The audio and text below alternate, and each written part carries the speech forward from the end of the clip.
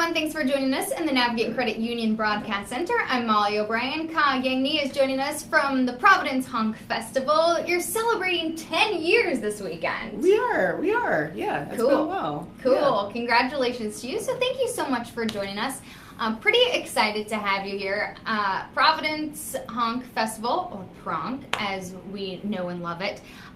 It is an extraordinary celebration. So wanted to have you in not only to talk about the celebration itself, but to talk a lot more, because it's more than music, it's more than celebration, it's more than just a fun parade, right? Right.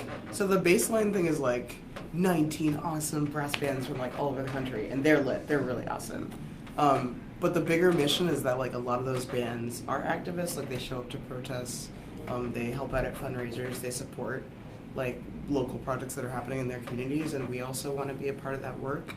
So we fund and like ask for projects that will like connect artists in our community with local projects that are going on.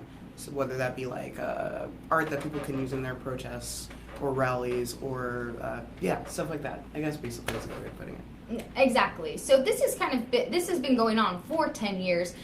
You just mentioned a few, whether it's art to be used in protest or art to be used within rallies. Give me a couple examples, because this has been going on for some time and it's been successful in Providence, right? Yeah.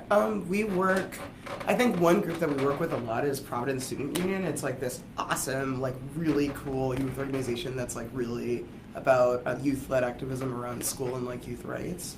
And we kind of every year before PRONK, we work with them to make like their theme is like penguin stuff. So we make like giant penguin costumes and like big like penguins on sticks and like giant #2 pencils and like so huge cool. banners. And then we'll do like art that's specific to stuff their like work like their campaigns are around. So for example, I think one year they were working on getting they were doing something around like bus passes for all the students, so we made like a giant cardboard school bus that they paraded with in PRONK.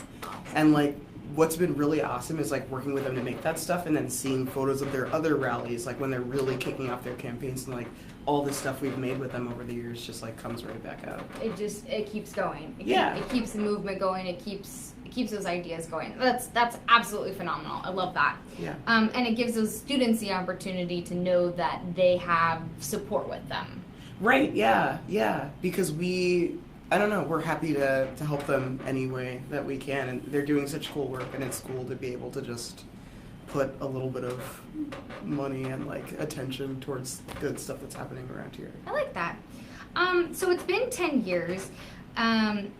And talk to me just a little bit about the mission and we'll say the manifesto of PRONK, because it has been about music, but it's also been about social change. It's also been about social justice. I'll read just something from the manifesto right now, and I think this is so powerful. I mean, you read, if anybody has a chance, I'll link it on our website, but the manifesto of PRONK, it's very moving, especially if you equate it to what's happening right now in our country. If you go back and read PRONK's manifesto, which was written not this year, right? Yeah, it's very moving. In 1 or 2 years.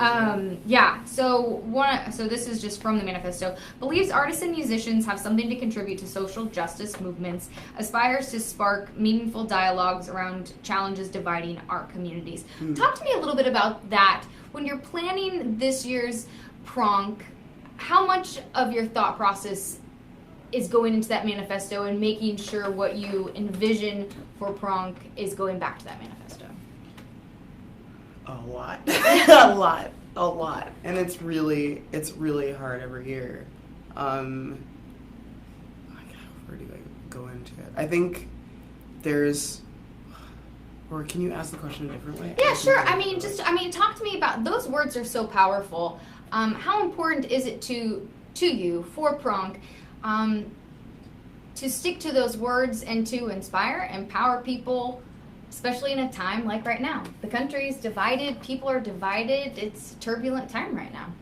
It is really important to us to like get people out on the street and get them actually together, celebrating and being with each other instead of like being in cars, going to like the grocery store and like going home and like kind of being by themselves. I think it's a challenge to us every year to expand and expand and expand, like who actually comes to the festival, and we work really hard on that. And that's it is something we think about a lot.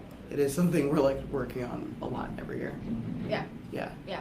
Is there a feeling that this year might be, not only because it's the 10th anniversary, is there a bigger feeling that this year might be more important just because it is kind of a turbulent time? Right. Yeah, absolutely. I feel like last year we definitely saw like that the festival get really, really big as stuff was ramping up politically.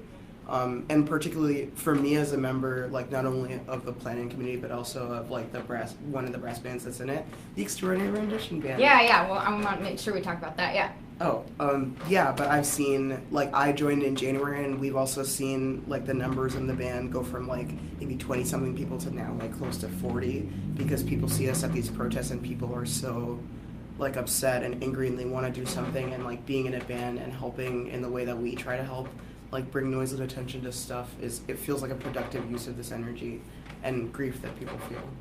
Totally. Is there any nerves or anticipation that there could be some negativity around PRONK this year? Any backlash or anything like that? Right. Is there any thoughts? I don't know if there would be. No, I mean we've been really, really lucky. I think we have been afraid of that happening just because it's so open. Yeah. And we kind of just take a lot of what comes. But no, we've been really lucky. So I would say no. I don't know. Nice people come to our festival. It's such a positive festival overall, but you never know. It's a very turbulent time right now, so right. you don't know. So I didn't know if there was any feeling or any anticipation that there could be any backlash. Let's talk about I had as your introduction. About your involvement with the band. So you've been involved with PRONK Planning Committee since 2015, but you're also part of the Extraordinary Rendition Band. Talk to me about the band because it's really unique and really neat.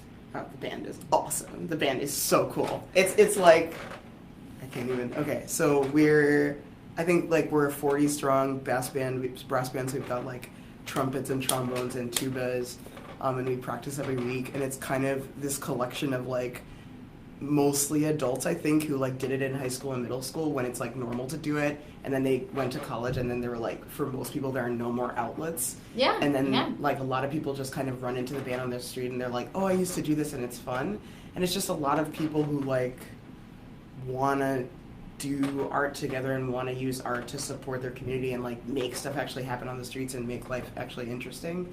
And I think what makes the band different is it's like built for people who don't. I mean, there are a lot of people in the band who've played music for like 20 years, but it's built to support people like me who started in like January. Yeah. And just want to be involved and want to see and make that change and feel part of something. That's so cool. Exactly. Yeah. So people are like really supportive and constantly teaching you. Somebody taught me like how to read notes, like told me to like make flashcards, and people are constantly helping you and correcting you.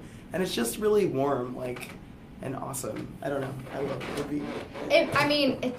Just to see, as soon as I mentioned the band, your face lit up, your face changed. So to be able to see music empowering people and making people feel good, you can tell that it makes a difference, right? Right, yeah. So can you see that in other people within your band and within other people's band? Can you see that change happening? 100%, yeah. I feel like the experience that I've had of, like, running into a festival in the street and seeing these bands and being like, wow, that's lit, I wish I could do it. Like, it's funny to meet other bands, like, we call it the honk community. Like, Providence Honk Fest is part of a community of festivals all over the place that does this. But, like, to meet people in other bands who've had, like, the exact same experience. And to see them just kind of, like, explode. Like, I feel like life... And it feels like in life, like you kind of like, you put on your button-down shirt and you go to work. I'm talking a lot about work. Sorry. But like you live a life where you have to be like really straight-laced and proper, and it's like this excuse that like for a small amount of time, like you can make art and you can be loud and you can wear like really crazy outfits and make a lot of noise and people will support you, and it's awesome. I love that. Make a lot of noise and people will support you. I love that. Before we go, a couple more things. So we talked a little bit about the Providence Student Union doing that, and a couple other things involving in a couple other organizations helping out with Youth Action Team. You are helping them, right? That's correct? Youth in Action, yeah. Okay, Youth in Action, sorry, misspoke. And also going to help out with the Black Lives Matter movement. Tell me a little bit about that. Yeah, so somebody named Lara Henderson, she's like a local screen printer, started these things called like community print events with, there's like, okay, so there's like this, if you live here and you're in the West End, you've probably seen this one like hand cut letter looking Black Lives Matter like poster print that's in a lot of windows in the West End, and that was designed by this guy named Ian Cousins, and Lara like took that and was like, wouldn't it be cool to take this graphic and put it on people's tote bags and T-shirts and like all their stuff. So she got like a bunch of us who know how to actually like screen print, like print stuff by hand, together like in a space, and we all like opened it up for a couple of hours and invited people to bring their clothes, and we would put the design directly on their stuff. So I'm doing another version of that at PRONK. Cool. So that's what that is. So we're doing prints on Black Lives Matter, stuff on like no borders, no walls, stuff to support the dreamers. I don't know. So bring your T-shirts, bring your stuff. We'll print on it. So you can like, so if you have a favorite T-shirt and you want to support different causes, you can pick like your favorite bag or your favorite T-shirt rather than just like buy something for $20. Right, exactly. Cool. You can bring your favorite stuff, but also we're like bringing stuff. We have some for free. Just in case you don't have something. Just in case. Definitely, Cool. we prefer if you bring it, but we do have stuff for free. Cool. I like that. So supporting different causes because that's part of PRONK's mission, manifesto, that kind of thing. Awesome. Yeah. So before we go, because we're running out of time here, give me the deets. It's Monday. It's Monday from 2 to 10. We moved again. Yes, it's like all day. It's super, super long. But we're starting at 2 p.m. right by the Providence River, like right on the water, on South Water Street. The beginning of the festival at that point is kind of near the Wild Colonial Bar, and the end of the festival is like by the really cute like sunflower fields. And then at 5 p.m. we're gonna leave from the Wild Colonial Bar parking lot area, and we're gonna process in this like giant parade of bands and people and art. It's so amazing. It's just so live. cool. It's so good. Yeah, it's really cool. So we're leaving, 5:30. We're stepping up at 5:30, then we're walking down to the Hurricane Barrier near a hot club where we'll like party and make music until 10 and listen to awesome bands from all over the world. That's cool. Really cool. That's good. All right. Well, congratulations on making it for 10 years. And again, like you said, so Providence Song Festival is part of an overall organization. Like there, I mean, I knew that, but there's one in Australia. It's so cool. It's neat to be part of something bigger. A movement. Yeah. Yeah. Movement. That's neat. Totally. That's neat. So cool. God, thank you so much for joining.